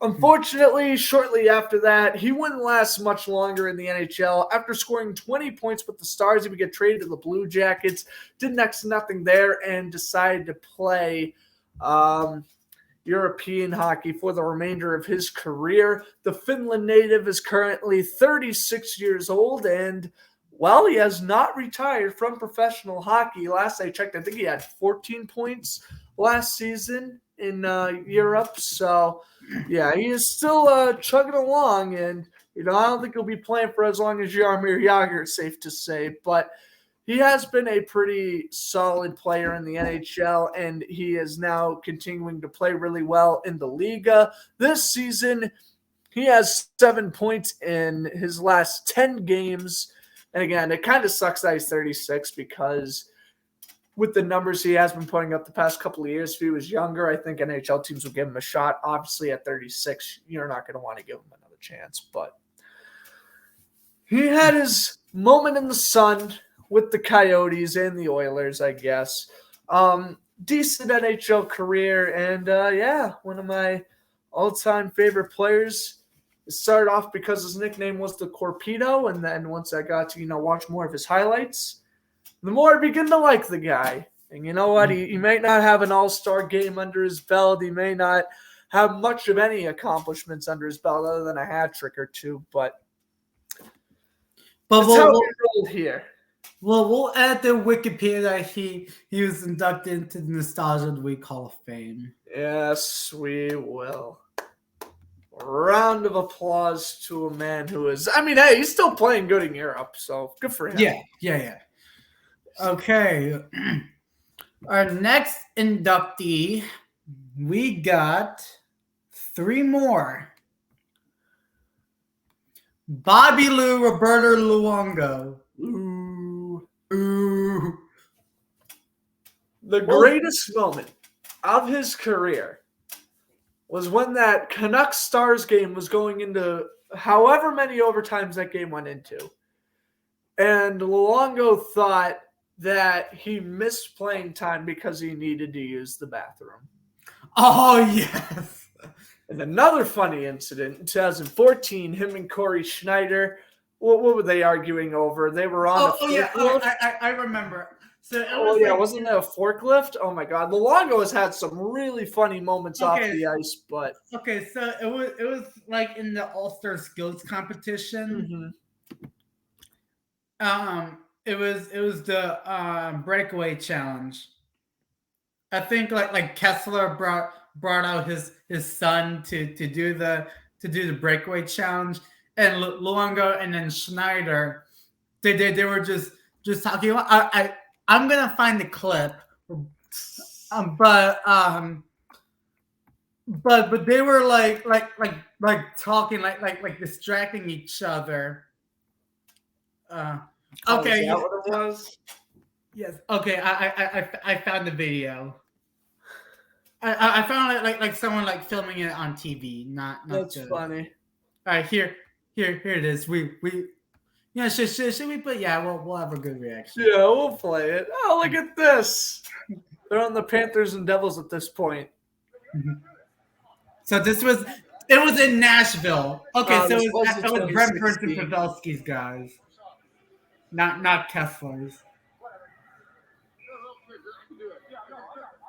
Oh, and they're going to score on the distracted goalie.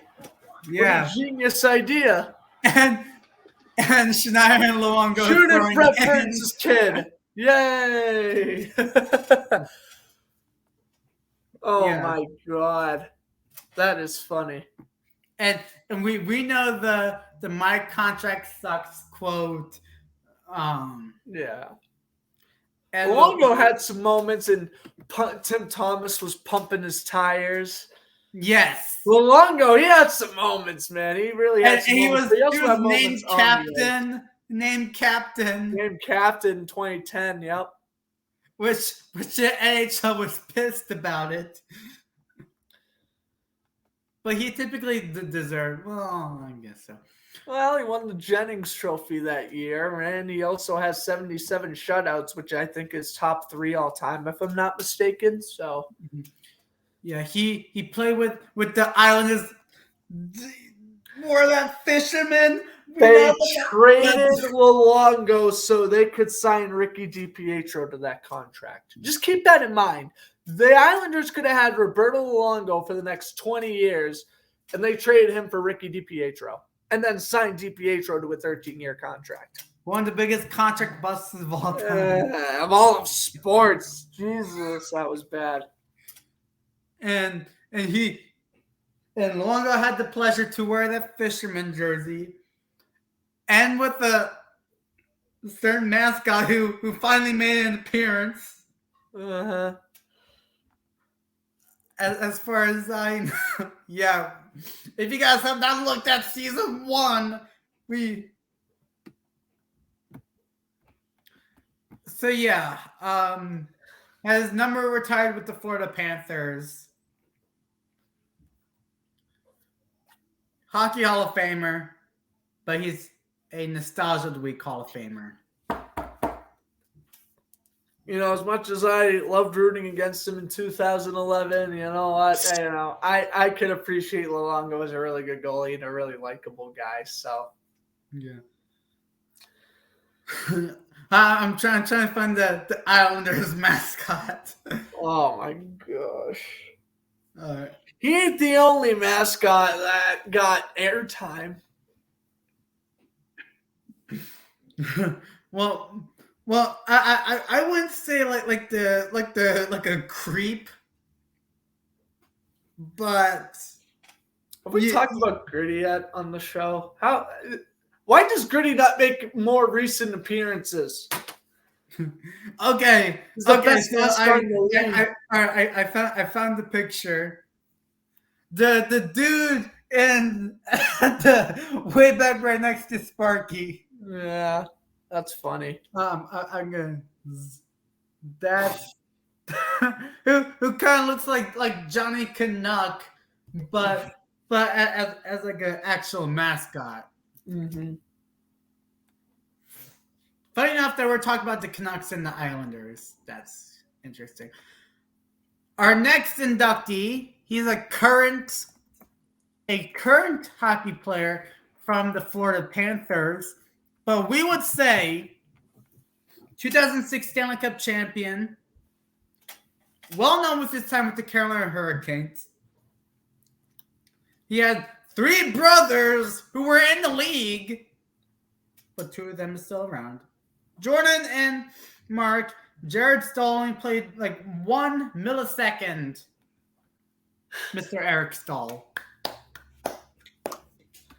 Round of applause. You know what? He took that franchise when Rob Brendamore left, and he turned it into his own. And I know Carolina was very bad, from what was it, like 2010 to like 2017. I know Carolina was really mediocre all those seasons. Yeah. Most of the 2010s up until, they drafted Aho and Semeshnikov and whatnot. But I will say Eric Stahl and Cam Ward, a round of applause to both of them for keeping that franchise semi-relevant, because wasn't for those 2, there's a good chance Carolina could have relocated.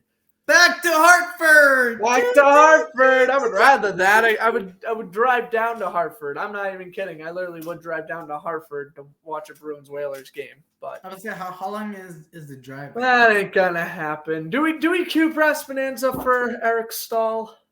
I guess so. I guess we can. Well, he deserves it. He deserves it. He's up for Hall of Fame discussion too, I feel. Yeah.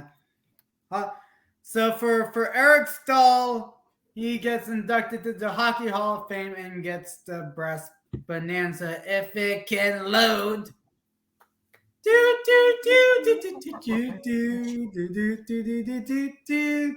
Probably should have saved it last we could end the episode. Okay, cool. All right. 2 milliseconds of Brass Bonanza. There we go. Yeah. All right. On to our last inductee, my friend. Is the man, the god of podcasts, a good YouTuber. He was one time dressed up as Don Cherry on Sportsnet. Oh, yeah. We showed that clip last week. That was funny. Yeah. PK Subban. Just hide Milan Lucic. Just like Milan Lucic, he is being taped behind a barrier right now. He is not to interfere with the ceremony. Mm-hmm. And when was the retirement post? You should put Subban and Martian fighting, but Subban swing and the miss. Lucic. Chara's there to congratulate him at least. Yeah. We'll keep Milan Lucic and Brad Marchand away from this special occasion. So for Subban, he was obviously well known with his time with the Montreal Canadiens. Traded to the Nashville Predators for Shea Weber. Traded to the New Jersey Devils, which he literally tanked. Well, that was that end of his career, and after 5,000 rumors of him signing with the Maple Leafs, he ended up retiring instead. Mm-hmm. He finished off with 834 games, scoring 115 goals, 352 assists for 467 career points. And in the playoffs, 96 games with 18 goals, 44 assists for 62 points. And for his awards, he won 3 gold medals. And one of them was in the Olympics, 2 in the World Juniors. A 2013 James Norris Memorial Trophy as Best Defenseman. A 3-time All-Star. A EA Sports cover athlete in NHL 19. Oh, that's right. 2022 King Clancy Memorial Trophy. And he announced his retirement on the same day as Zdeno Chara retired. And Keith Yandel. And Curtis Gabriel. Oh. I forgot to comment. That's how irrelevant he is. So yeah, Curtis Gabriel, 2023 Hall of Fame inductee. I don't know. Let's make predictions real quick for next year's Hall of Fame. All right. Hopefully, if the show's still around, we'll do another one of these next December. I think we both had a fantastic time inducting everyone today. yeah. I will say, Keith. You have to pick your 8. I'll pick my 8. Okay, so we have Keith Yandel, Gregory Campbell, Patrick Coletta, a weird one, I know. Hopefully Tim Thomas. I would want that. We'll go with Mark Recchi. And I'll go with a couple more retired players here. Both Halls and Who? Brett Hall and Bobby Hall. I'll say Bobby's pretty much gonna come soon. Probably. We'll go with those two, and if I had to choose one more, I will go with another goaltender by the name of Corey Crawford. For me, I would say, I would have to say probably. I'll say Danny Heatley. Oh, that's an interesting one. 1507. If he hasn't retired already. I think wait a minute. I am changing my Corey Crawford answer to Ilya Kovalchuk. That's an obvious one. Okay, yeah. Get a Thrasher in the Hall. I'd say Kovalchuk. We'll go with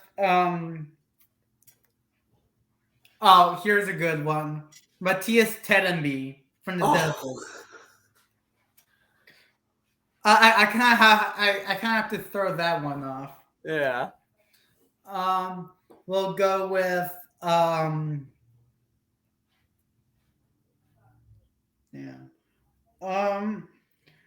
would have to say Mark Savard. Yeah, Mark Savard's a good one. Bruins fans are gonna be mad that you said that, not me. Oh well. Let's go with Michael Neuvirth if he retired. Oh, that's a good one. Let's go with I would say like one that would be like realistic. Let's see. I'm trying to think like European players who. I have a European goalie in mind, Eddie Lack. Okay. He was the goalie for the Canucks and the Hurricanes. We'll go with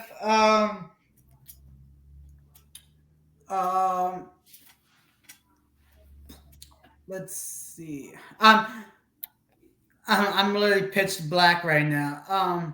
We'll say I'm trying to think of former Capital players. Probably Daniel Winnick. Daniel Winnick, that's a good one. So three more. We'll go with Stefan Robida. Okay. I'm just throwing off random players. We'll also go with 2 more. Let's say I'm actually on a roll with this. We'll go with I'll say Barry Trotz if he retired from coaching. Ooh, okay. Include coaches. Okay. Yes. And we haven't had a coach inducted yet.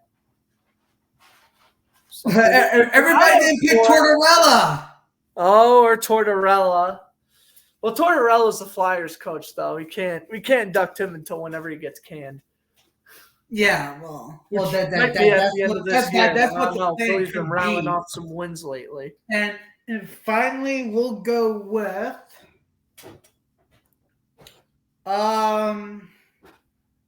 let's say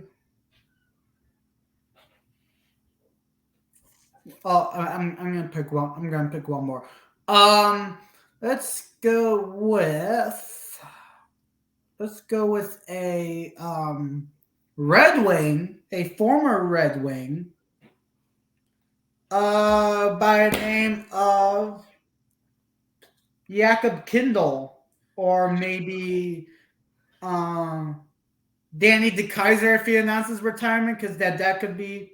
Oh, Danny DeKaiser, he would be up for eligibility because the Canucks signed him within the last year. So Danny DeKaiser is up for eligibility. And for 2023, as of now, for the eligibility, so for December 1st is pretty much like the cutoff. So Yeah. So whoever was on the news from like December 1st and then on would be eligible for 2023.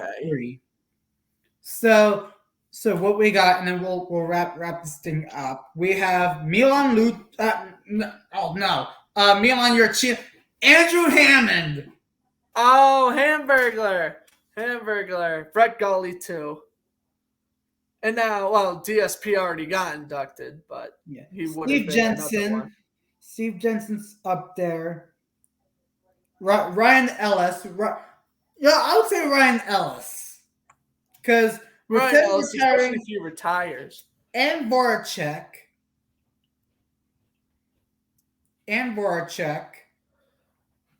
Jason Demers too. He might retire soon. Yeah. Craig Smith. My goal call is carrying his career. Can confirm. Mm-hmm. And yeah, that's what I guess that'll be all so far. We got a year of posting ahead though. Yeah. We're just getting ideas, ladies and gents. Yes. So yeah, that's gonna be it. End of the year. We did our Nostalgia Week Hall of Fame induction. Next year will be 2023. And hopefully we get some good ones. Should be a fun episode for sure.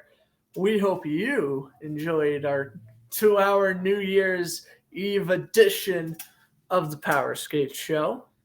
Mm-hmm. Got to induct the Hall of Famers, and we should be back for another episode or two before I head back. So that'll be fun. We'll just try to film another one next week. I think, if I'm not mistaken, Alex will be broadcasting the Winter Classic.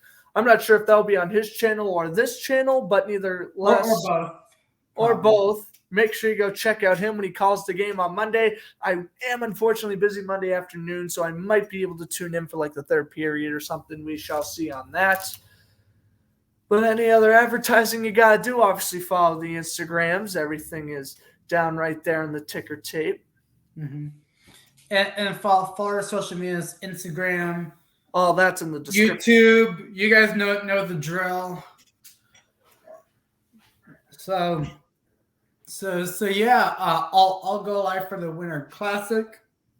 Wish that would be on New Year's Day, but it's at Fenway Park, and they're doing something interesting on the Winter Classic. They're putting the like the ice like instead of like second base, like third base to first base, they're doing like an actual arena basically. Yeah. And doing the ceremonial first puck. That's interesting. So yeah, very very excited for the Winter Classic, guys. We all love us some Winter Classics. I'm going to the Stadium Series myself, so Grant can actually do the honors doing for me. I'll have to make sure to call that game then. I hope you have fun down there in Raleigh. I'm excited. So when are they playing that game? February? Yeah, it's like a few days after Valentine's Day. Oh, gotcha. I think it's on February 18th. So that's the weekend after the Super Bowl. Huh, interesting. Okay, I'll have to keep that in mind. I might actually broadcast that game. Mm-hmm. All right, so that's pretty much it. Thank you guys so much for watching. Like, comment, share, subscribe, and tell all your friends we got our Nostalgia Week Hall of Fame, and wishing you guys an amazing New Year. Stay safe. Don't be stupid. Don't spray champagne when it hits midnight on New Year's Day. Have a nice little champagne. Just don't drink the champagne and go driving afterwards. Yeah, drive sober. Yes, please. Don't need tragic accidents to occur on what's supposed to be a celebration day. And with that, have a good night, everybody. And we hit 2 hours. And thank you for watching. Have a good night, guys.